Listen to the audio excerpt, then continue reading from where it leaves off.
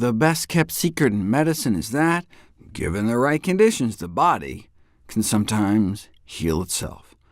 And when it comes to cardiovascular disease, there's no substitute for nutritional excellence. So, Ornish, Pritikin, Barnard, Esselstyn, all the great names in evidence-based nutrition. But how many have heard about the CHIP program, the Coronary Health Improvement Project, a volunteer-run community-based education program, educating physicians and patients alike about the power of nutrition as medicine, as perhaps the best investment we can make in the fight against heart disease. More effective, cheaper, safer, and what are the side effects? Improved overall health, and not just physical health. Lifestyle change programs such as CHIP, aimed at improving physical health behaviors, can likewise have a profound effect on mental health. Based on studies of thousands of individuals who went through the CHIP program, there were significant improvements in a number of sleep or stress disorders like sleeping restlessly or not sleeping at all, stress, upset, fear, depression. Here are the numbers. Most of these cut in half, all highly significant findings. The question is why? Well, the psychological well-being of the CHIP participants might have been positively affected by increasing feelings of empowerment and making strides towards reducing their body weight, improving other health indicators. As they start eating better and making strides, feelings of despair and failure may be replaced by a growing sense of accomplishment, increased social support, new sense of hope. Or they may just be physically feeling better. I mean, if your diabetes goes away, that's reason enough to perk you up. While these before and after results look great, what was missing?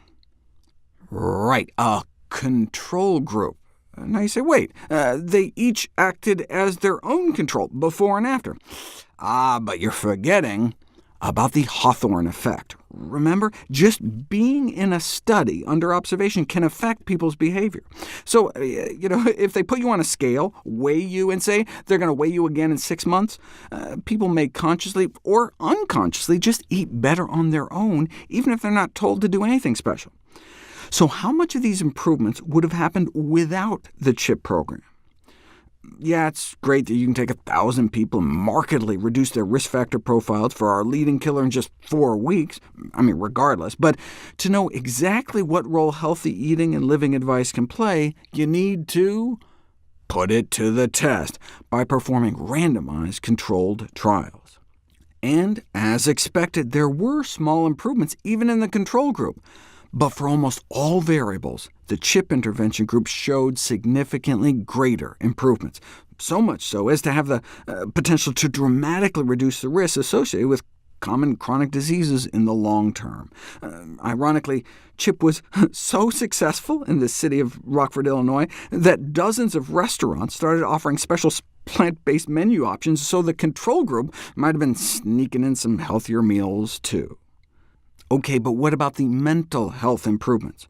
A randomized controlled trial, and those in the CHIP group showed significantly greater improvements in physical functioning, pain, general health perceptions, vitality, social functioning, emotional, and mental health.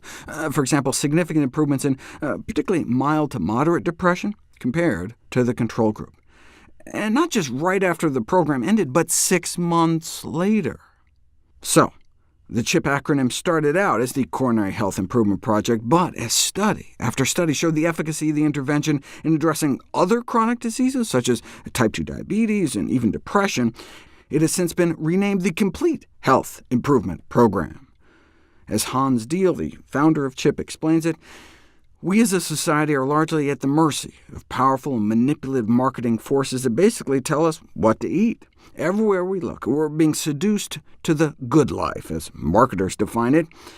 But this so-called good life has produced in this country an avalanche of morbidity and mortality, disease and death. What he'd like to see in America is not this so-called good life, but the best life, a simpler lifestyle, characterized by eating more whole plant foods. In other words, foods as grown.